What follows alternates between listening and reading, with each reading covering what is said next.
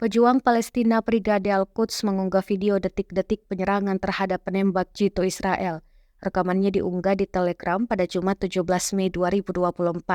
Dalam keterangan unggahan disebutkan, Brigade Al-Quds menembak penembak jitu Zionis yang ditempatkan di sebuah gedung di sebelah timur kamp Jabalia di Gaza. Mereka mengklaim pelurunya tepat mengenai pasukan Israel dan sukses menumpasnya. Diketahui pula, tank-tank Israel masuk ke jantung Jabalia di Gaza Utara pada Kamis 16 Mei 2024, menghadapi roket anti-tank dan bom mortir dari militan yang terkonsentrasi di sana.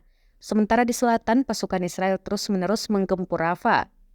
Di sisi lain, sayap bersenjata kelompok perlawanan Palestina Hamas, Brigade Al-Qassam, mengumumkan pada Rabu 15 Mei 2024, mereka berhasil membunuh 12 tentara Israel di Gaza di kamp Jabalia.